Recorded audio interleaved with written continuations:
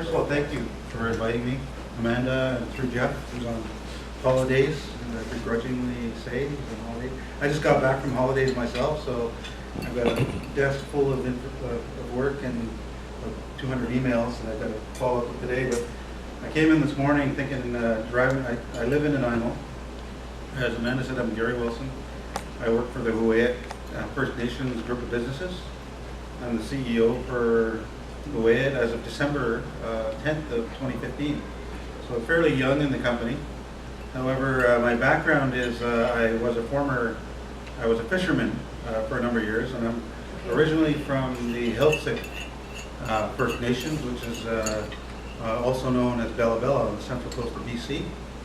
I was a fisherman for a number of years, grew up on a boat with my father running vessels for BC Packers, and then independently ran a gill netter up and down the coast for himself. And I like to think of myself as a fisherman on sabbatical. At some point I'll go back when the time is right, and I'm not having to worry about making a living at it because it's a very difficult industry to work for these days. My traditional name is Anis Lagilis. I'll ask you to pronounce that later. It's going to be a short technical question. It translates to eagle that travels throughout the beaches of the world. And that's from a story from my great-grandfather who lived in a place called Kimswood, which is northeast of Bella Bella. He was born and raised there in 1896 and lived there until he was a young 10 years old, and then he moved to the community village that we're in now.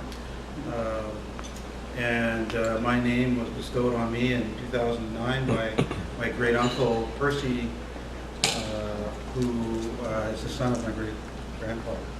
So, my wife, I have a wife and 2 children who live in Nanaimo. We've been there for 21 years. And we enjoy the Central Island, and moved there when I was transferred by CIBC. I worked for CIBC for 15 years. Thank you. Oh, okay. I knew it was something simple. But I wanted to kind of talk a little bit about the group of businesses. But in terms of creating a future as rich as our past is kind of what I was thinking of when I was thinking about the presentation, coming out of my vacation mode into my work mode. Here's a bit of an overview, an introduction, HFN and history, who we are, the vision, again, the group of businesses, who we are, general background, vision, mission, business overview, existing operations, strategic priorities, and economic outlook. Touch base a little bit about that. So, protocol for First Nations, I want to acknowledge the Sashat and the Pachacit First Nation for allowing us onto their traditional territory. And this is very common among First Nations to make sure that we acknowledge out of respect to those nations. Who am I? I gave you a little bit of history. I worked for CIBC for 15 years. I like to say I'm a reformed banker. But I learned a lot at the bank. I used to work in many roles, from account management, personal banking, commercial banking, and then a little bit of financial advisory, and then I was a regional manager for Aboriginal banking for about 3 years, working in the BC and Yukon, essentially doing business development with First Nations on behalf of the bank in the province and the Yukon region. And then after 15 years at the bank, I thought, geez, I'm helping the wrong people. I'm helping the bank get rich when they're already very wealthy and had a pretty good return on investment, with or without me. So I thought I would start pursuing a career in working with First Nations directly. And I started as a consultant for 6 years after that, and then worked for my nation in Bella Bella for about 5 or 6 years in the resource management side of the industry, which was essentially a stewardship office, communications and marine use planning. And then from there I went I was recruited as a general manager for the Heiltsuk Economic Development Corporation for another 3 years. And then I was commuting back and forth from Nanaimo, which you can imagine, that's a fairly long, it's about a 400-kilometer distance between Nanaimo and Bella Bella. So that was a very difficult time in terms of my relationship with my family. And they say that you know, that absence makes the heart grow fonder. Well, a little bit truth to that, but it was difficult, you know, so I moved back and I actually started an executive MBA program with SFU about 2 years into my role with the Development Corporation, and then decided it was time to move back to Nanaimo. And again, my son was graduating, and then this role with the Hooyet First Nations came up, and I was fortunate to be successful in achieving that and acquiring that CEO position. The outgoing person was there for 5 years, and he promised his family and wife that he would do that for 5 years and moved on. He kept his promise, and then again, like I say, in December 10th of 2015, I took on that role. And as Chief Executive Officer, I'm responsible for existing operations. Well, I'll talk about that in detail later, but we very similar businesses that I managed in my previous role. So the board of directors, and with my banking background, my fishing background, and my consulting background, felt I was the right person for the job, fortunately. So, Hooyet First Nation. They're a treaty nation, the Monmouth Treaty, as of April 1st, 2011. They went into treaty, and then, so under the treaty nation, there's the Hotwee Council, it's a hereditary governance system. They consult and work with the Hotwee as well as we do, out of respect of the traditional laws and governance. And then there's the Executive Council and Administration, again, that manages the operations of their governance, and we're an arm's length organization, but we work in tandem with them to make sure that we help them achieve their objectives around employment and the health and safety and the growth of their community. And you can see their vision there, the way it envisions strong, self-governing, and self-reliant nation. ESOC will guide us as we work together to foster a safe, healthy, and sustainable community where our culture, language, spirituality, and economy flourish for all. And then if you could look at their values, ESOC is greater respect, and I won't go into too much detail on that. And Uathluk, which is taken care of.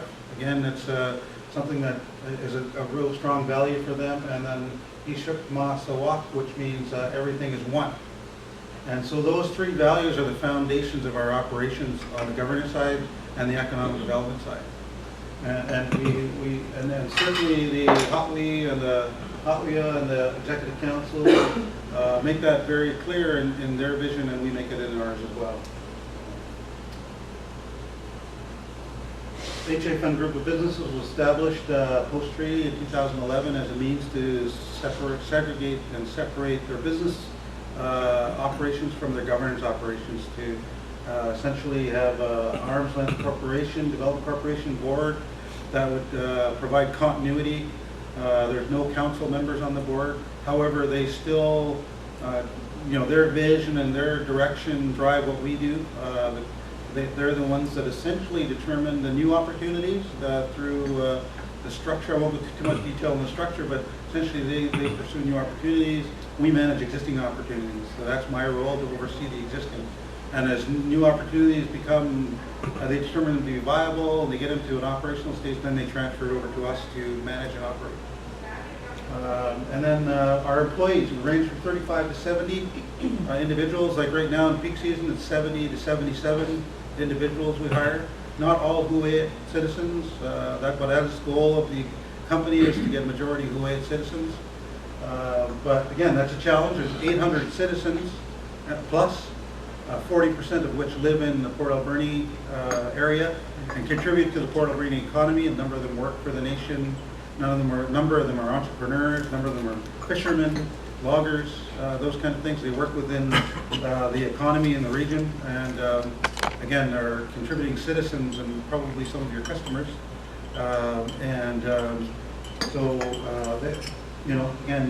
There's about 90 that live in the Banfield and Akla community, which is where obviously the Hooyet Nation is located. That's the central focal point. If you know where the Pechina Bay Campground is, that's where their village site is. That's beautiful property, amazing. I like to think of it as the best kept secret on Vancouver Island in terms of campground and the beach. It's amazing, beautiful. As a fisherman, I fished in that area, and in fact, was the patron of the pub out there a few times when I wasn't fishing. So our vision, together the Hooayah Economic Development Committee and HFN Development LP strive to achieve a flourishing Hooayah economy through initiatives that provide sustainable benefits for all. As you can see, there's quite a link between the Hooayah First Nation vision and our vision. And we connect that for obvious reasons. We want to make sure we support the Hooayah First Nations vision and we help them to achieve as we achieve ours, our organization. We want to be self-sustaining and as an organization as well. And my role is to work with them, with my management team and my administrator, my finance team, to make sure that we are an efficient and effective operation like all businesses. We're entrepreneurs in spirit, and essentially we're like a crown corporation for a government. But we manage a number of existing businesses. So highlights. The businesses we own. HFN Fisheries. We have a 10-year aquaculture tenure. We have a variety of fishing licenses. Okay, this is where I live. I love fisheries. That's my passion. We also have a shareholder of the Natono Seafood Development Corporation, which has an office down here on 3rd Avenue. St. Jean Cannery, we're a shareholder as one of the NSDC shareholders, which was purchased last year, and they celebrate that this year. That particular private cannery business is a really strong brand globally. You guys probably recognize it, and we're happy to be 85% owners of that collectively as First Nations. And the outgoing owner and president, he retained 15% to keep him on, and give him incentive to stay there to transition. Those of us who just started the operation and to manage, and at some point will be a sunset clause there for him.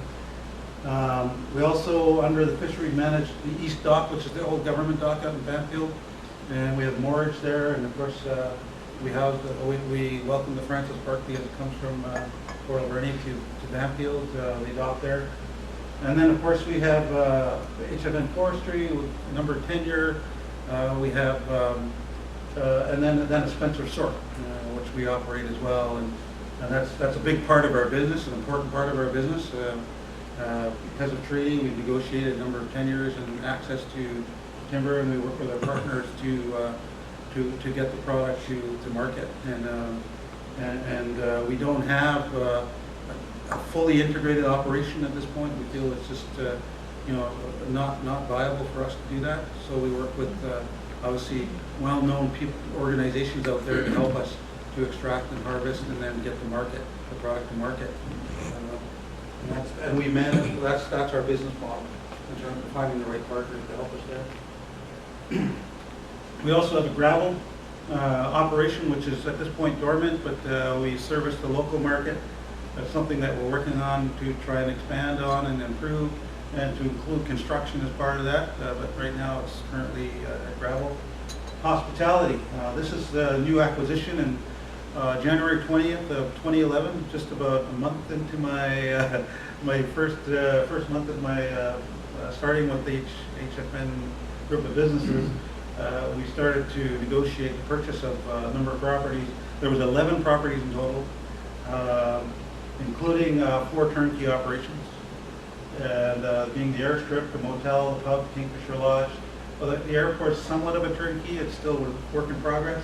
And the Austin property, which is where the old ice house and fish plant is, if you've been down there. And then we have a float house as well that we acquired a little while ago. But those particular properties, for example, the motel, we worked really hard to get the right people in place, the managers, and then once we did that, we had to kind of, okay, now we need a facelift because those places have been neglected. They haven't been really managed, they haven't operated properly for a number of years, so we kind of did an assessment and we said, okay, well, what do we need to invest to get them up to speed? And the motel was the focal point for us. They also have a pub. In fact, those are the names. We were kind of like, we have to do a branding and marketing exercise, and we really didn't have an idea of what to call them, but suffice it to say, we didn't want the same names and the kind of the history of those, the former names of the operations. We didn't want to hang on to those because of the sort of history that I won't go into, but we started calling the motel, the pub, the float house. We'll just kind of keep it simple. At some point in the future, we'll do a marketing branding exercise, and then we'll have official names for those as we as we get into the after this first season.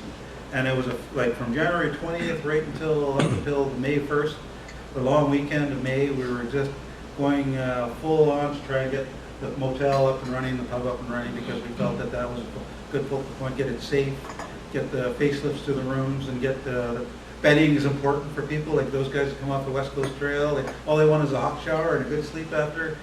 Once they get through that 80-kilometer walk hike, so that's kind of what we focused on, and then we made sure that we had the right people in place. It's always a challenge, you know. I mean, hospitality is a tough business at the best of times.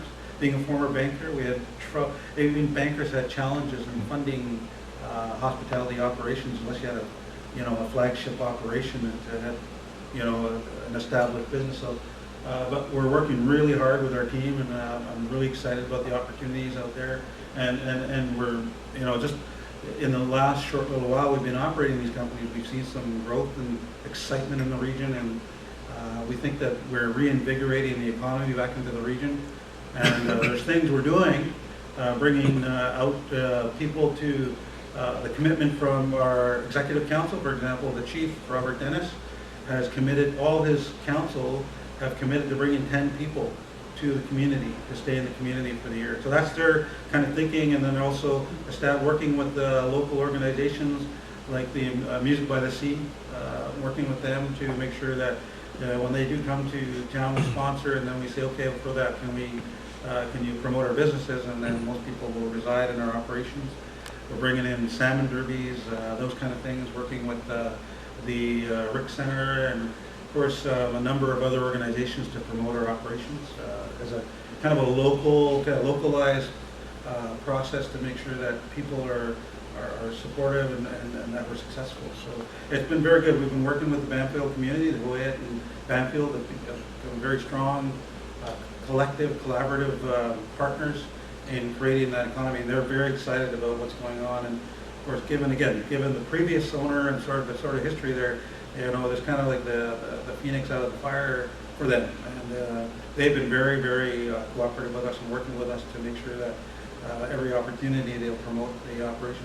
For example, as you know, the emergency response exercises that the DND did with the Coast Guard and others, we had a full operation out there. They used up all our rooms in the motel and the lodge and the Ostrom House. So we were quite excited about playing a part there in terms of providing the accommodation for them and the food and that.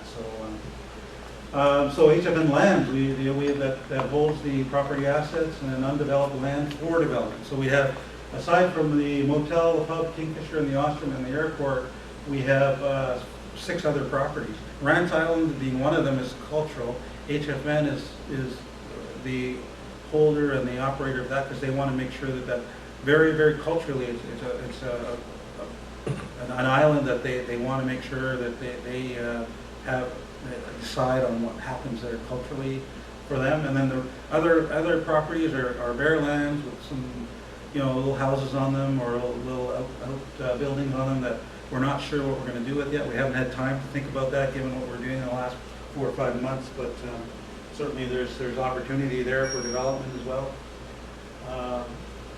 We also have HFN Management. There's an executive management, finance, administration, as I mentioned earlier.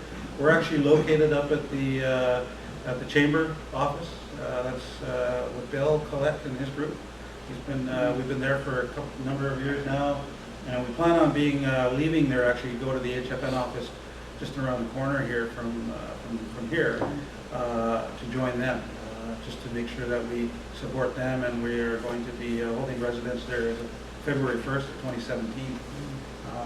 But we also have Cheetah Bay businesses, as I mentioned earlier, the campground, there's a gas bar, and we have a maintenance contract with the West Coast Trail. So we work with them. A number of our staff worked there in the peak season prior to, during, and afterwards to make sure that things are taken care of there, and that the people that walk the trail are safe, and that it's important for us to have that relationship because the last 25 kilometers of that trail actually is in HFN territory. So we have a very strong relationship with parks, and this is part of the relationship, the result of that relationship. HFN Market, which is a convenience store and cafe. Again, that was a purchase prior to the other properties, but it was something that we felt was important, again, to make sure that we part of the economy and we're contributing in a way to hire people and provide goods and services to the local community. And that's a going concern. It's something that we're proud of, and we continue to work on to make sure we provide all the services necessary for the local economy and those that visit us. So the highlights, again, continue. The board is arm's length. We have 2 HUE, 3 industry experts. We have a committed group of people who want to see the business succeed, of course, and varied experiences from accounting, entrepreneurship, retail, hospitality and tourism, and forestry, and management and government consulting. So we've got a pretty strong board, and I'm quite happy to be working with them to move our company forward and grow as a company. And the priorities for us and goals is in forestry, fisheries, tourism, employment, and training. That's one thing that we've been pushed by the nation on, is to make sure that the citizens are given the training, necessary skills, and working with them to, not only within our own group of businesses, but with our partners, and we work with our partners to make sure that if there is an opportunity that they give due consideration to citizens, and then we will work with the citizens to do a professional development plan, identify what are the gaps, what are their strengths, and how do we get to a place where entry level to management. And that's really an important part of what we do, working with the nation and NECP, which is the Toronto Employment and Training Program here again in Alberni. We work with them as well. And again, like I say, marketing and branding is really important for us, and we have to make sure that the stamp that of approval by the nation and the Hotley Council and people that are really the decision makers, we do it right by them, and so we work with them to and we'll be working on very hard on that in the fall. And opportunities, value-added forestry, non-timber forest products. We have a member, for example. We also support entrepreneurs. That's one of the things we do as an organization, is to make sure entrepreneurs in the community, not everybody wants to be an employee of ours, but they prefer that if they're into developing their own business, for example, there's a fellow who wants to build tables from old growth stumps. We'll cut a piece off and create boardroom tables, those kind of things. He's got this natural artistic attribute that he wants to put to use, and we support him through the NEDC, and we put we've got members in our organization that help him in terms of developing the plan and getting him through a process, and then so that's part of the value-added property, part of the forestry operations. And not just us, we don't want to monopolize the whole economy there. We want to make sure that people that are our entrepreneurs are supported through our company, and so that's one of the things that we do. We want to become a fully integrated fisheries development, from harvesting all the way through the processing to marketing and sales. And I think we can accomplish that through the the NSDC and through St. Jean's. Again, because they have a strong brand, and certainly through that company, we're poised to do that. And I'm excited about that. Getting into transportation, as you know, the road. One of the sayings of my managers, my general managers, is make the drive worth it. And that's one of the things we're trying to do. That road is a difficult one. But we also have an opportunity through, the Lady Rose. They purchased a ferry recently, and we're working with them, and hopefully we can partner with them and find a way to get and move vehicles from here to there by sea on the ferry. And that's something we're excited about, and we're trying to figure out how do we do that together. You can have more ridership and get more people to Banfield and through another means. And I neglected to mention the airstrip. It is an aerodrome airstrip that's operating right now. So we have private planes coming in from Langley. We have an arrangement with a company that flies people in and out from industry to tourists. He has 3 or 4 people come in at a time, and then they stay at our facilities, and then he gets the passengers, right? And they've always wanted to do this, and it's something we arranged just recently, and so that's something we're excited about as well in terms of trying to expand that operation.